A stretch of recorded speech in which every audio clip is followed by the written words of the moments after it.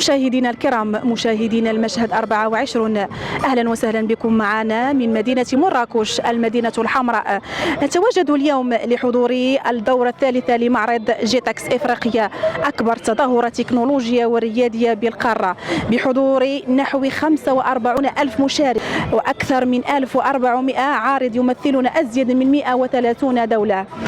وتتميز نسختي هذا العام من جيتكس إفريقيا بغنى برامجها وتنوع مؤتمراتها القطاعية إلى جانب تقديم مبادرات مبتكرة في مجالات الصناعات الإبداعية، فضلا عن تنظيم منتديات رفيعة المستوى للتواصل وتبادل الخبرات وتعزيز التعاون المهني.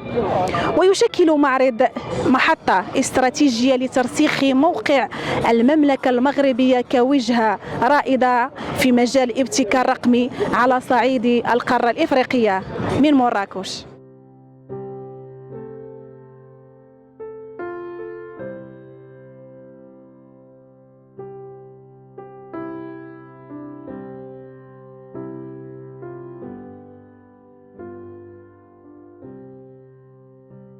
Alignés avec la vision royale de Sa Majesté le roi Mohamed VI, que Dieu l'assiste, sur la vision Morocco 2030, et aussi on a ici une déclaration du chef du gouvernement qui a également mis en avant le besoin de développer le domaine de l'intelligence artificielle. Voilà, je vous remercie. Ce n'est comme un vrai événement pour l'Afrique, pour la technologie en Afrique et l'évolution de tout ce qui est digital en Afrique. Le Maroc se positionne dans cet environnement qui est de plus en plus compétitif, et aussi nous voyons que la population africaine est en train d'augmenter. Nous sommes maintenant à 1 milliard et quelques. D'ici 2050, on va être à 2 milliards, plus de 2 milliards et demi, avec une population 60% moins de 25 ans. Tout ça montre que des défis importants attendent l'Afrique, mais c'est aussi des défis positifs.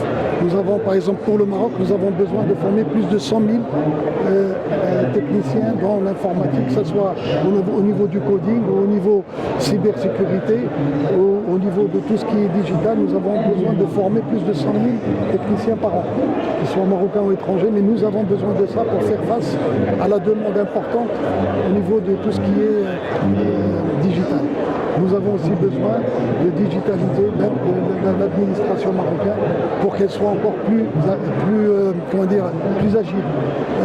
Et nous avons aussi l'échéance de la Coupe du Monde 2030, où le Maroc doit montrer toute l'évolution que va connaître le Maroc dans les 5 prochaines années. On va accueillir Inch'Allah une Coupe du Monde dans les meilleures conditions.